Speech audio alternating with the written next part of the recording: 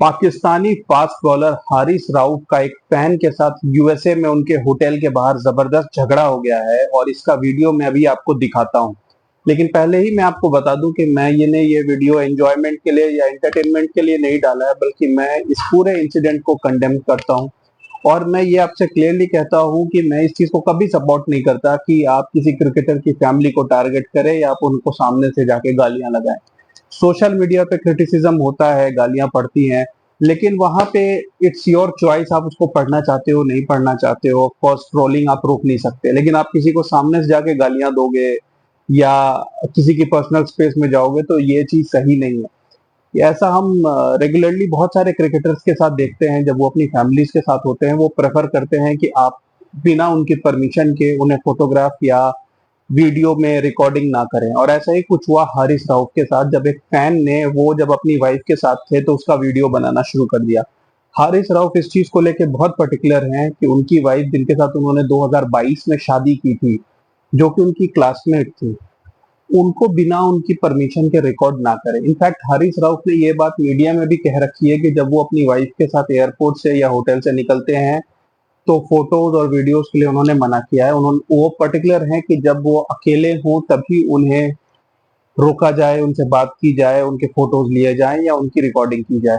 अब ये चीज फैंस नहीं जानते। मैं ये नहीं कह रहा कि फैन कंप्लीटली गलत है या हरीश राव कंप्लीटली गलत है, लेकिन चलिए पहले आपको ये इंसिडेंट दिखाते हैं।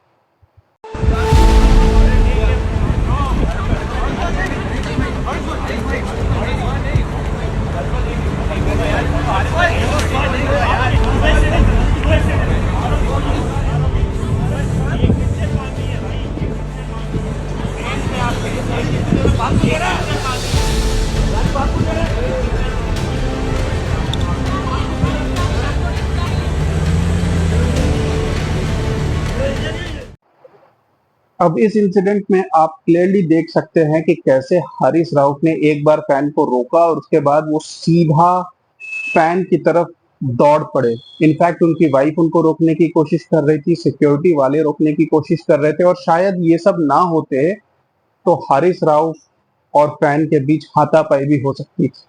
और अगर ऐसा होता तो हारिस राउफ सस्पेंड भी हो सकते थे, जेल भी जा सकते थे, मतलब मामला काफी बढ़ सकता था। ये तो अच्छा हो गया कि इन लोगों ने रोक लिया, लेकिन ये अगेन ब्रीच ऑफ प्राइवेसी कह लो।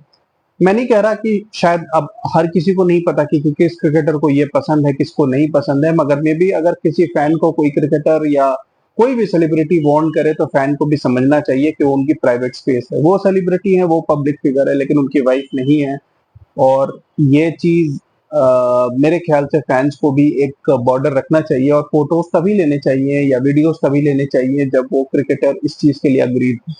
अगर उनको हारिस राव से फोटो चाहिए तो वो रिक्वेस्ट कर सकते थे। मे भी हारिस राव अपनी वाइफ को वहीं छोड़ के फैन को फोटो दे सकते थे, मगर बिना किसी परमिशन के रिकॉर्ड करना ये गलत है। यहाँ पर एक और चीज हुई जो शायद थोड़ी फनी थी। हारिस राव ने जब फैन के साथ झगड़ा किया और उनको कुछ शब्द सुनाए तो उस फैन ने भी हारिस राउफ को बोला कि कैसे कोहली ने तेरे को 2 छक्के मारे थे, मजा आया देख के।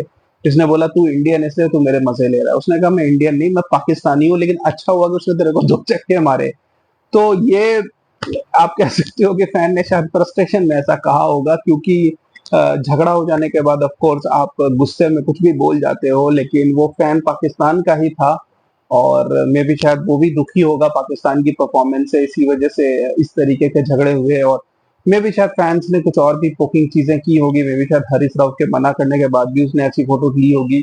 लेकिन ये इंसिडेंट सही नहीं है और फैंस को भी कंट्रोल रखना चाहिए। आपको मैं ऑलरेडी बता दूं कि फैंस की डर की वजह से बाबर आजम, रिजवान, मोहम्मद आमिर, इमाद वसीम, आजम खान, ये लोग वापस पाकिस्तान नहीं जा रहे हैं, बल्कि ये लंदन में अपने, आमिर और इमाद वसीम का तो घर ही है लंदन में, और बाकी सब अपने किसी फ्रेंड्स या रिलेटिव्स के घर रुक के कुछ टाइम बिताने के बाद पाकिस्तान जाएंगे जब सिचुएशन काम हो जाए। पाकिस्तान के पास अभी फिलहाल जुलाई में कोई भी इंटरनेशनल असाइनमेंट नहीं है और उनका अगला इंटरनेशनल असाइनमेंट बांग्लादेश के खिलाफ होम टेस्ट सीरीज है, जो आई थिंक पाकिस्तान के लिए रिलेटिवली सिंपल होना चाहिए। फिलहाल मैं सिर्फ होना चाहिए कह सकता हूं, क्योंकि अभी फिलहाल पाकिस्तान करंटली जिस फेज से गुजर रही है वहां पे बांग्लादेश भी उनको शॉक कर सकती है। मगर अभी पाकिस्तान के पास 1-1.5 महीने हैं जब उनके पास कोई क्रिकेट नहीं है, तो मे बी उनके पास सही टाइम है एक ब्रेक लेने का, डिस्कस करने का, सोचने का। आ, अभी पाकिस्तान के चेयरमैन जो है पीसीबी के, उनका भी डिसीजन आना बाकी है। वो अभी डिस्कशंस करेंगे जब टीम लौट के आएगी, और मे बी शायद कुछ दिनों में पाकिस्तान से और अपडेट मिलने को शायद मिले। तब तक अभी फिलहाल पाकिस्तान बांग्लादेश टूर के पहले शान मसूद की कैप्टेंसी मेंटेन रहना ऑलमोस्ट तय है, क्योंकि शान मसूद को अब चैंपियंस ट्रॉफी में भी पाकिस्तान की कैप्टेंसी देने की बात उठ गई है। इनफैक्ट ये भी डिस्कशंस चल रहे हैं कि शायद शान मसूद को ऑल फॉर्मेट कैप्टेंसी दे दी जाएगी।